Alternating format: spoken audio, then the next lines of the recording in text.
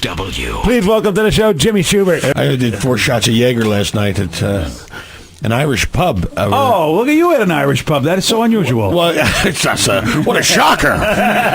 You were at an Irish pub. We were at the, I'm doing remarkably well for 4 shots of Jaeger. I have to say. Was it here? The Irish pub? Yeah, it's right there at the Lincoln Center. It's the... okay. Patio Coins. Patio something or others, yeah. Lincoln Square in Bellevue. Patio something or yeah, it's patio furniture. It's the Irish guy who stays out all night. Hi, cause we're drinking and fighting and having sex. And I beat my wife up and she calls the cops. They lock me up. She throws my bail just in time for church. Hi.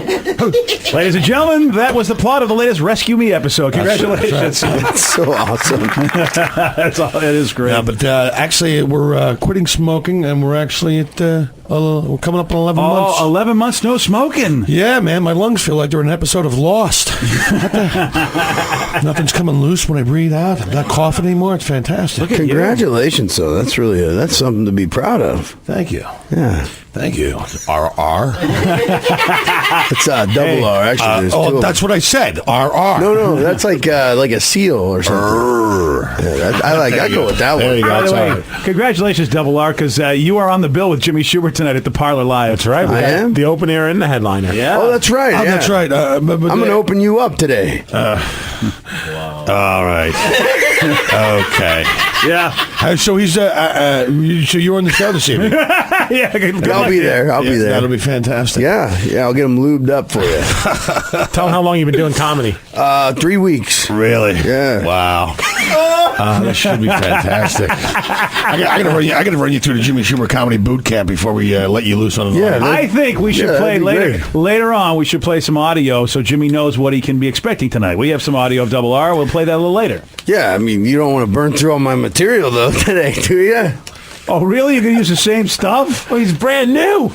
No, I got stuff. That's all right. Not everybody who's... it sounds like you need to work with him a little bit. Yeah. You know what I mean? I should work with him a little bit. Give him some pointers. We'll talk afterwards off the air. I don't want you to burn your... He's got the best 3 minutes in the business. Hi, my name's Double R. Yeah. Thank you. Good night. You've been fantastic.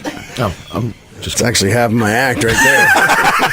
And somebody else wrote it for me. Well, we have one comedy clip. Can we play the one? Yeah, sure. We'll play the one. Yeah. I was going to say we'll do it later, but before we do sports, we'll do it now. Sure, let's go! Rev says he's ready. He's got it. Jimmy Schubert, I want you to realize that this is what you're going to have to follow tonight, okay, buddy? All right. This is what you're going to have to follow. This isn't good. It's been a bad month for me because I got in a car accident a couple weeks ago. I wasn't wearing my seatbelt.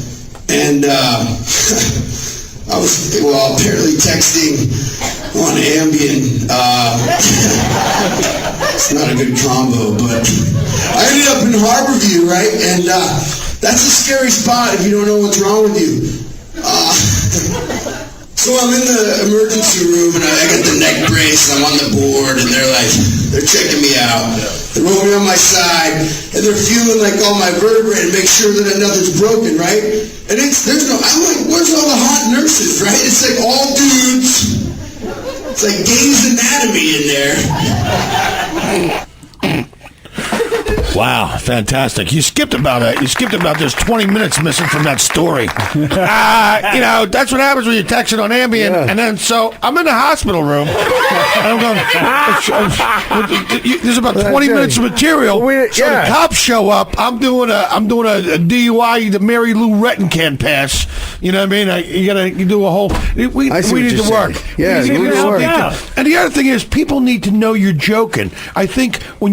I don't think they think you're joking. I'm texting on Ambien. Apparently, you shouldn't be texting. I don't think that was a joke.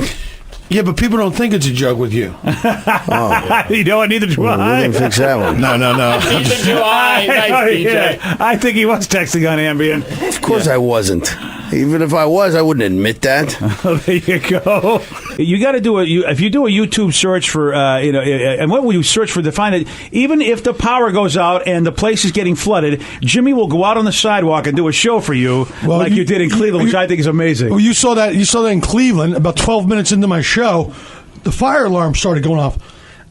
there wasn't a fire. Some guy was moving a stack of chairs, hit that sprinkler head and knocked it out. 44 gallons of water per minute started shooting out of that thing. Oy. It automatically sets off the fire alarm, automatically calls the fire department, and we're downstairs thinking, people need to leave the building, please. Everybody going, what's going on?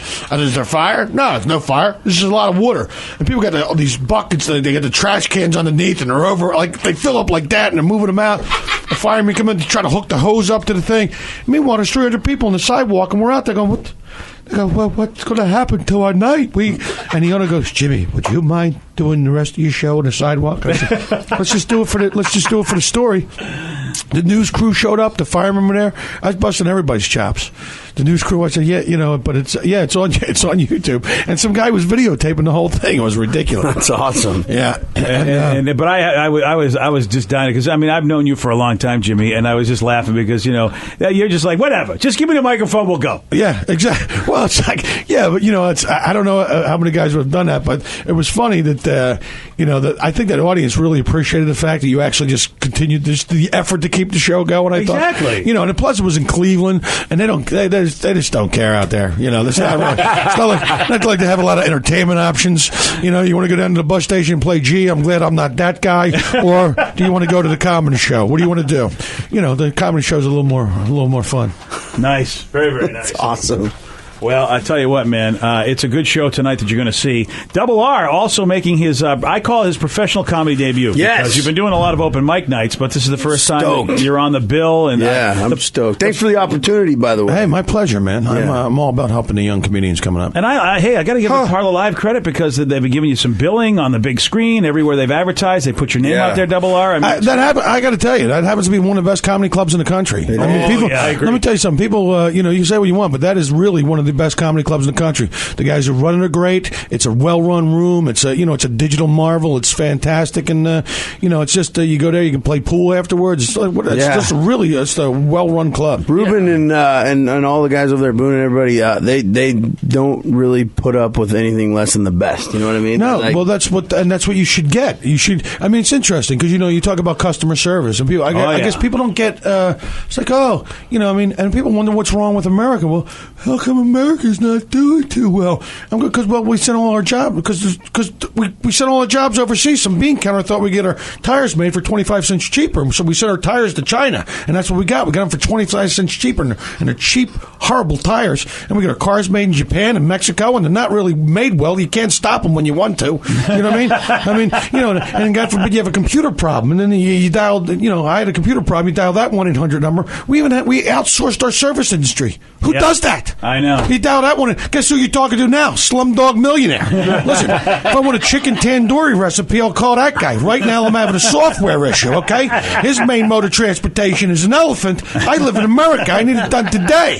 So while I was on hold for 72 hours, I popped in one of those Rosetta Stone CDs and learned Hindi. So by the time he got to me, I could actually converse with him in his own language. And apparently, I needed to reboot, which ironically in Hindi is reboot. And listen, you know what I mean? I mean, he doesn't call me to figure out how to get to Mecca. I shouldn't have to call him to figure out how to get a nasty porn virus off my hard drive is all I'm saying. You know what I mean? I mean, what do I got to do? What do I got to do? You need the name of my pet's favorite chew toy? What do you need to do? The year my mom lost her virginity? What are we working with here? What do I got to do? Push 5, do the hokey pokey? What do I got to do to talk somebody who speaks English? Huh? What about that? I can get, but it's obnoxious. I mean, but when you do get great customer service, when you go somewhere and they do it right, it's like, whoa. It's not, you go, oh my God, this is fair. No, that's the way it should be. The BJ Shea Morning Experience on 99.9 KISW.